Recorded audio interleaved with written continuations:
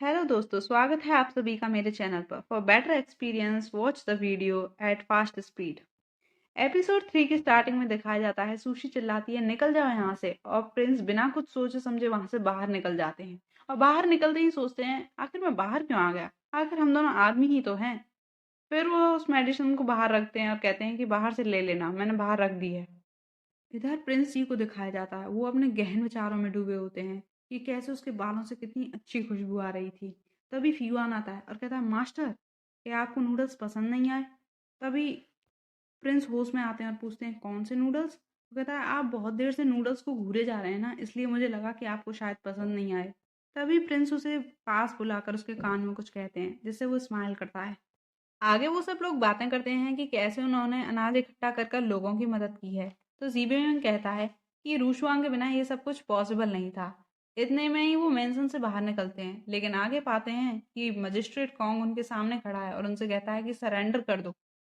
Sushi पूछती है ये सब क्या है मजिस्ट्रेट कॉन्ग? तो वो कहते हैं कि लॉर्ड हु यानी वही सेठ जिसके यहाँ से रूशवांग और जीबी मिंग ने अनाज लिया होता है, इन लोगों ने जबरदस्ती उसके घर पर लूटपाट की है। तो जीबी मिंग कहता है क्या क्या कह रहे हो, हमने लूटपाट की है? तो वो सेठ कहता है हाँ यही है वो दोनों जिन लोगों ने हमारे घर पर आकर लूटपाट की है। जीबी मिंग कहता है हमने तुमसे अनाज बोरो किया है ना कि लूटा है, मैंने तुम्हें प्रॉमिसरी नोट भी दिया था। प्रॉमिसरी नोट होता है यानी कि उसमें लिखा होता है कि कब तक आप पैसे पे कर देंगे। और फिर वो कहता है कि मैंने तुम्हें इंटरेस्ट भी पे किया है ना कि लूटपाट की है। सुशी कहती है कि जरूर कोई मिसअंडरस्टैंडिंग हुई है मिस्टर कॉन्ग। पर वो सर्वेंट पीछे से चिल्लाता है कोई मिसअंडरस्टैंडिंग नहीं है, गिरफ्तार कर लो इनको। फिर मजिस्ट्रेट कौन कहता है हाँ अरेस्ट कर लो इन सब लोगों को, और कोई यदि अपोज करता है तो उसको यहीं पर ऑन द स्पॉट पनिश किया जाएगा। तो सुशी कहती है आपकी इतनी हिम्मत कैसे हुई कि आप मिंजिंग ऑफिस के किसी ऑफिशियल को इस तरीके से डिसरेस्पेक्ट करें? तो मजिस्ट्रेट कौन कहते हैं कि हाँ डिटेक्टिव शू, मुझे मिंजिंग ऑफिस से कोई भी लेटर रिसीव नहीं हुआ है जिसमें ये लिखा हो कि मिंजिंग ऑफिस वाले किसी को इन्वेस्टिगेशन के लिए भेज रहे हैं। यानी तुमने जो टोकन इन्वेस्टिगेशन के लिए दिखाया था वो भी नकली था, और तुम जानते हो ये एक पनिशेबल क्राइम है। और जैसे ही वो वहां से जाने लगता है तो प्रिंस ही उसके माथे पर को की गोटियां मारते हैं। तो वो पूछता है ये कौन है और ये कौन कर रहा है? इतनी देर में फीयुआन वहां पे मिंजिंग ऑफिस के सैनिकों के साथ में आ जाता है और वो सभी मजिस्ट्रेट कॉन्ग के सैनिकों को ओवर पावर कर देते हैं। और इसी आइडिया के बारे में प्रिंस ने पीयूआन के कान में बोला था। आगे दिखाया जाता है सुशी मजिस्ट्रेट कॉन्ग से कहती है कैसे तुमने ड्रैगन किंग फंड को कभी भी शिप में लोड किया ही नहीं था, उसे पानी में डाल के रखा था और लोगों को बेवकूफ बनाया और फंड को चोरी भी किया। तो फिर वो मजिस्ट्रेट कॉन्ग कहता है कि आप इस बोट के एक पीस के ऊपर और इन दो रैंडम लोगों को लाकर ये प्रूफ नहीं कर सकती कि मैं गिल्टी हूँ। फिर सुशी प्रिंस सी को इशारा करती है और फिर फीयुआन और ऑफिशियल्स को वहां लेकर आता है। वे आते ही गवाही देते हैं कि हाँ इसने चोरी की थी और हमारे परिवार को टारगेट किया गया था, इसीलिए हमें चुप रहना पड़ा था। और आगे का प्रोसेस बिल्कुल वही है जैसा आपने डिटेक्टिव शू बताया है। मजिस्ट्रेट कॉन्ग के तो होश ही उड़ जाते हैं, वो माफी मांगने लगता है और कहता है ये सब झूठ है। डिटेक्टिव शू ये सब झूठ है। सुशी कहती है कि इतने सारे एविडेंस को इग्नोर नहीं किया जाता और उसे वहां से जेल में फिकवा देती है। आगे दिखाया जाता है वो सब जा रहे होते हैं तो वो फीयुआन को प्रेस करते हैं कि कैसे उसकी समझदारी की वजह से वो लोग आज बच सके हैं। फीयुआन कहता है नहीं, ये तो यंग मास्टर की समझदारी की वजह से हुआ है जिन्होंने मुझसे टाइम पर मिंजिंग ऑफिस को इन्फॉर्म करने के लिए कहा और वहां से सैनिक बुलवाए। आगे दिखाया जाता है वो सब अपनी जीत को मनाने के लिए वहां पर वाइन टोस्ट करने लगते हैं, लेकिन सुशी वाइन लेने से मना कर देती है और वो चाय प्रेफर करती है और उसी से टोस्ट कर कर प्रिंस सी यानी कि ब्रदर पी को थैंक्स कहती है। ये टोस्ट करना अपना ग्रेटिट्यूड एक्सप्रेस करने का एक तरीका होता है, जो नहीं जानते उनके लिए। फिर वो पूछती है कि ब्रदर पी वैसे आपको मिंजिंग ऑफिस में रिपोर्ट करने का आइडिया आया कैसे? प्रिंस कहते हैं कि मिस्टर हॉन्ग ने एक तो चोरी की और फिर वो इतना कॉन्फिडेंट भी था तो ज़रूर उसके पास कोई बैकअप प्लान तो होता ही, इसीलिए मैंने फ्यूआन से कहा कि तुम जाकर चेक करो, और फिर चीज़ें इस तरीके से हुई। जीबी मिंग कहता है कि आप तो बहुत ग्रेट हो, अगली बार आप कोई प्लान बनाओ तो मुझे और रूशवांग को दोनों को ज़रूर बताना, हम भी आपकी मदद करेंगे। यहाँ पर रूशवांग सुशी की तारीफ करने लगती है कि डिटेक्टिव शू कितने ग्रेट हैं, उन्होंने ड्रैगन किंग फंड को कितनी आसानी से सॉल्व कर दिया। तो जीबी में कहता है इसमें इतनी भी क्या ग्रेट बात है, तुम भी तो अपने फील्ड में कितनी ग्रेट हो, मैं भी तो मार्शल आर्ट में कितना ग्रेट हूँ। क्लियरली उसे पसंद नहीं आ रहा होता कि रूशवांग सुशी की इतनी तारीफ कर रही है। थोड़ी देर में उनके बीच में एक डिस्कशन होने लगता है कि आखिर वुमेन को भी गवर्नमेंट ऑफिस में सर्व करने का अलाउ होना चाहिए। तो प्रिंस सुशी से पूछते हैं कि ब्रदर शू, तुम्हें क्या लगता है कि लड़कियों को अलाउ होना चाहिए या नहीं? तो सुशी कहती है कि मुझे तो लगता है कि लड़कियों को जिथर प्ले करना चाहिए, जो कि एक गिटार जैसा इंस्ट्रूमेंट होता है, और ये एम्ब्रॉयडरीज, कढ़ाई बुनाई, ये सब चीज़ें सीखनी चाहिए। और इतनी जोर से वो जी बिमिंग के कंधे पे हाथ रखती है कि उसका तो पूरा मुंह ही खराब हो जाता है। फिर रूशवांग पूछने लगती है, तो ब्रदर शू, आपको और किस तरीके की लड़कियां पसंद हैं जो जिथर बचाती हैं, और किस तरीके की?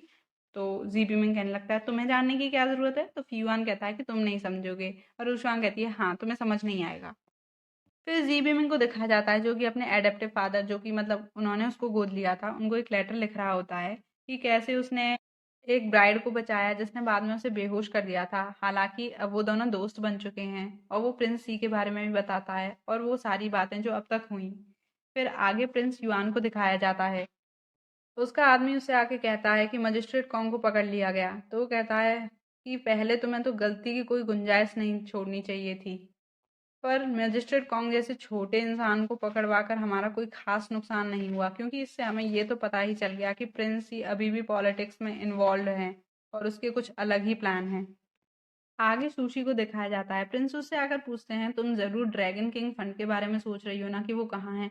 तो सुशी कहती है कि हाँ। तो प्रिंस कहते हैं कि आखिर तुम जैसे सारे ऑफिस तुम्हारे जैसे होते तो मैनेजमेंट करना कितना आसान होता। ये एकदम से पूछती है, आप अभी भी प्रिंस सी के अंडर में काम करते हैं ना? तो कहते हैं, अच्छा, ऐसा क्यों लगता है तुम्हें?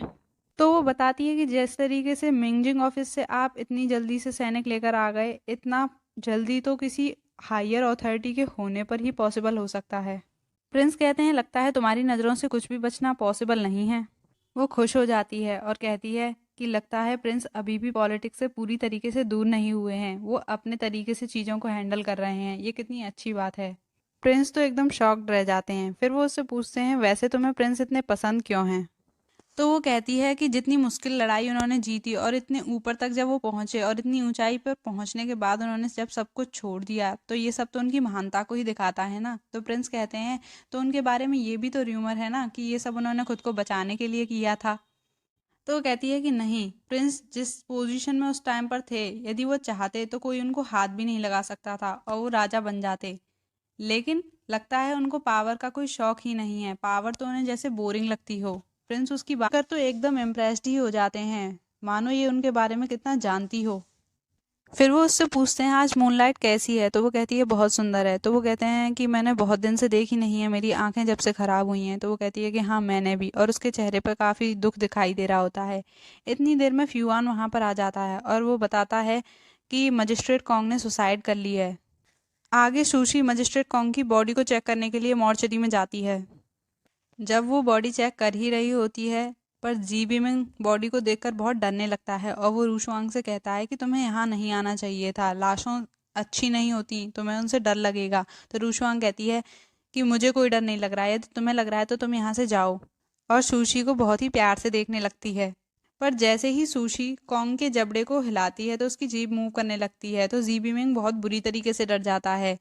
तो सुशी बताती है कि ये सब नॉर्मल है, क्योंकि हर बार फांसी लगाने पर ऐसा ज़रूरी नहीं है कि जीभ बाहर आ जाए। ये डिपेंड करता है कि फांसी का फंदा फांसी लगाने वाले के एडम्स एप्पल से ऊपर है या नीचे। पर जी बीमिंग तो बेचारा डर के मारे मरा ही जा रहा होता है, और प्रिंस सी भी उसकी ये कंडीशन समझते हैं। तो उससे कहते हैं कि ब्रदर जी, मैं अपना घोड़ा बांधना भूल गया हूँ, क्या आप उसको बांधाओगे? तो इतने में तो वो बहुत खुश हो जाता है और वो कहता है, हाँ हाँ बिल्कुल ब्रदर भी, मैं अभी जाता हूँ। और रूशुआंग को भी अपने साथ खींच कर ले जाता है। रूशुआंग से कहता है, देखो तुम्हें इस तरीके से डेड बॉडीज वगैरह को नहीं देखना चाहिए, लड़कियों को ये बेकार चीज़ें नहीं देखनी चाहिए। तो रूशुआंग कहती है, मुझे तो कोई प्रॉब्लम नहीं हो रही। पर वो समझ जाती है कि जीबी में कितना डर रहा है।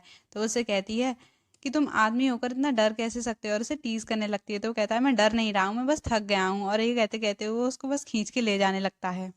इधर सुशी कहती है कि गले पर कोई फर्म इन्वर्टेड ट्रायंगल बना हुआ है, तो इससे पता चलता है कि ये कोई हत्या तो नहीं है, यानी कि इसने सुसाइड की है। और तुरंत ही एक फंदा लाकर प्रिंस सी के गले में डाल देती है, और कहने लगती है कि यदि ये झटपटाता तो इसके गले पर इरेगुलर निशान होते, जिससे पता चलता कि इसने खुद को बचाने की कोशिश की है। और वो ऐसे ही एक्सप्लेन करती ही जा रही होती है। तभी प्रिंस कहते हैं, ब्रदर शू, तभी उसे याद आता है कि शायद उसने उनका गला कुछ ज़्यादा ही दबा दिया है और वो बाद में सॉरी कहने लगती है। प्रिंस सी स्माइल करते हुए कहते हैं कि ब्रदर शू, तुम्हारे साथ इन्वेस्टिगेशन करना खतरे से खाली नहीं है। इधर जब कुछ फायरफ्लाइज की आवाज आती है तो जी बीमिंग सुनकर डरने लगता है और रूशुआंग से कहता है तुम डरो मत, डरो मत। तो रूशुआंग कहती है कि मैं नहीं डर रही हूँ और तुम डर रहे हो, और सामने देखो ये सिर्फ फायरफ्लाइज की आवाज है। तुम आदमी होकर इतना डर कैसे सकते हो। आगे सुशी प्रिंस की गर्दन पर स्कार्फ बांध देती है उस निशान को छिपाने के लिए। तो प्रिंस उसके हाथ पकड़ लेते हैं जिससे उसकी हार्ट बीट बढ़ जाती है और वो तुरंत ही पीछे मुड़कर कुछ बोलने लगती है। तो प्रिंस कहते हैं क्या बोला ब्रदर शू, मुझे कुछ सुनाई नहीं दे रहा। तो वो कहती है मैं, और इतना कहते ही वहां से भाग जाती है। तभी जब वो बाहर आती है तो जीबी मिंग पूछता है कि ब्रदर शू, तुम्हारे गाल इतने लाल क्यों हो रहे हैं। तो वो कहती है कि मॉर्चुरी में थोड़ी गर्मी थी ना, इसलिए। और प्रिंस तब थोड़ी देर बाद बाहर निकलते हैं तो वो उनके गले पे स्कार्फ देके बीमिंग पूछता है कि ब्रदर पी, आपने गले पे स्कार्फ क्यों बांधा हुआ है। तो वो कहते हैं कि अंदर बहुत सर्दी थी ना। तो जी बीमिंग बिल्कुल कंफ्यूज हो जाता है कि एक कह रहा है सर्दी थी और दूसरा कह रहा है कि गर्मी थी। रात को प्रिंस सी को युद्ध के सपने आने लगते हैं जिनसे वो एकदम से चिल्लाकर उठ जाते हैं। तो फ्यूआन अंदर आता है और पूछता है मास्टर आप ठीक तो है ना। और उनको देखकर कहता है आपकी हालत तो बिल्कुल ऐसी लग रही है जैसे बैटल लड़ने से पहले थी। सुबह होने पर प्रिंस सी बताते हैं कि मुझे मॉर्चरी से उस बॉडी से कुछ फैमिलियर स्मेल आ रही थी, पर तब मैंने ध्यान नहीं दिया, लेकिन वो स्मेल ह्यूमन ग्रास की थी। तो रूशवांग कहती है कि ये तो फान यून्ना प्रदेश में पाई जाने वाली जहरीली घास होती है। यदि किसी को खिला दी जाए तो उसे हेल्यूसिनेशन होने लगता है और ऐसी तड़पाहट होती है और दर्द भी होने लगता है जो सहनीय नहीं होता, और उसे ऐसा लगता है कि वो सुसाइड कर ले, और कई लोग कर भी लेते हैं। रूशी कहती है कि मैं दोबारा उस बॉडी को चेक करने जाऊंगी। तो रूशवांग कहती है कि ब्रदर शू, मैंने भी पॉइजन्स के बारे में बहुत पढ़ा है, मैं भी आपके साथ चलूंगी। तो सुशी हाँ कह देती है। जीबी मिंग कहता है कि तुम वहां मत जाओ, लड़कियों को सुंदर चीजों को देखना चाहिए। तो रूशवांग कहती है ठीक है, मैं डिटेक्टिव शू की तरफ देखूंगी। तो जी बीमिंग बिल्कुल जल जाता है और कहता है कि ठीक है चली जाओ, मुझे अपनी दुकान का ख्याल रखना है इसलिए मैं नहीं आ पाऊंगा। इधर प्रिंस के इशारे पर फ्यूअन कहता है कि मास्टर आज तो आपको अपनी दवाई लगवाने जानी है आंखों पर। तो प्रिंस कहते हैं कि हाँ, इसीलिए मैं भी तुम्हारे साथ नहीं जा पाऊंगा ब्रदर शू। रूशवांग और सुशी बॉडी को टेस्ट करने पहुंचती हैं और रूशवांग बॉडी को टेस्ट कर कर बताती है कि हाँ, इसे पॉइजन दिया गया है, और सुशी कहती है कि कोई नहीं चाहता कि हम इस मामले में इन्वेस्टिगेट करें, इस मामले के पीछे कोई बहुत बड़ी साजिश लगती है। प्रिंस का आदमी उन्हें एक सिल्वर का कुछ टुकड़ा टाइप दिखाता है और उससे उनसे कहता है कि इस पे ये जो निशान बना हुआ है, यदि इस सिल्वर के टुकड़े को पिघलाकर दोबारा भी बनाया जाए तब भी ये नहीं मिटेगा, और ये हमें किसी डांसिंग गर्ल के पास मिला था जिसे कि ये किसी फान यान ना रीजन के व्यापारी ने दिया था, जिसने कि उससे वो हॉल बहुत टाइम के लिए किराए पर लिया था। इधर सुशी को उसका एक एजेंट बताता है कि केयर फ्री बार का एक आदमी ही कॉन्ग के लिए जेल में खाना लेकर गया था, और मजिस्ट्रेट भी अक्सर उस बार में जाया करते थे एक अमीर आदमी से मिलने के लिए जो कि फान यान ना और लियांग स्टेट के बॉर्डर पर बिजनेस करता है। बिजनेसमैन का नाम साडू है और वो सबसे महंगा कमरा जिसका नाम त्यांजी हॉल है उसे बुक करता है। आगे केयर फ्री बार का सीन दिखाया जाता है जहां प्रिंसी जी बीमिंग के साथ आते हैं और उस मर्चेंट को देखने लगते हैं। तो वहां पर वहां की बॉस आती है और जी बीमिंग से कहती है कि आप यहाँ पर नए लगते हैं, आप मेरी लड़कियों का सेवा पानी जरा ग्रहण कीजिए, आपको बहुत अच्छा लगेगा। जी बीमिंग तो बेचारा बहुत परेशान हो जाता है और वो कहता है ब्रदर पी चलो यहाँ से, अदरवाइज ब्रदर शू और रूशवांग हमसे नाराज हो जाएंगे। तो प्रिंस ही कहते हैं कि क्या सच में, मैं तो ब्रदर शू से पूछने वाला था क्या तुम हमारे साथ चलोगे, लेकिन उनके पास इतना काम था तो इसलिए मैंने नहीं पूछा। जी बीमिंग कहता है हाँ ठीक है, आपको यदि कोई लड़की देखनी है तो अपने अपने लिए देख लेना, मेरे लिए मत देखना। इधर बार का गार्ड सुशी और रूशवांग को एंट्री नहीं लेने दे रहा होता और कहता है कि यहाँ आने के लिए पहले से रिजर्वेशन करवाना पड़ता है। रूशवांग को गुस्सा आता है पर सुशी उसे रोक लेती है। फिर अचानक से रूशवांग को एक आइडिया आता है और वो वहां पर जाकर चिल्लाने लगती है, मेरे पति को से मुझे मिलने जाना है, मुझे अंदर जाने दो, अंदर जाने दो। इतने में सिचुएशन का फायदा उठाकर सुशी अंदर चली जाती है। वो ऊपर जाती है और वहां पर किसी से तियांजी हॉल का रास्ता पूछती है। वहां पहुंचकर वो कुछ लड़कियों से सुनती है कि वहां तो बहुत दूर दूर से लड़कियां आने वाली हैं। तो एक लड़की कहती है कि पता नहीं मैं वहां जीत भी पाऊंगी, तो दूसरी कहती है कि तुम्हें ट्राई करने में क्या जा रहा है। इधर नीचे पहुंचकर रूशवांग तो बिल्कुल बवाल मचा देती है और सब नीचे की ओर देखने लगते हैं।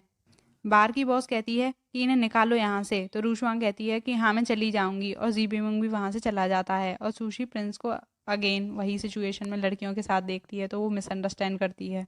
और ये एपिसोड यहीं पर ख़त्म हो जाता है। Thanks for watching my video and don't forget to like share and subscribe to my channel.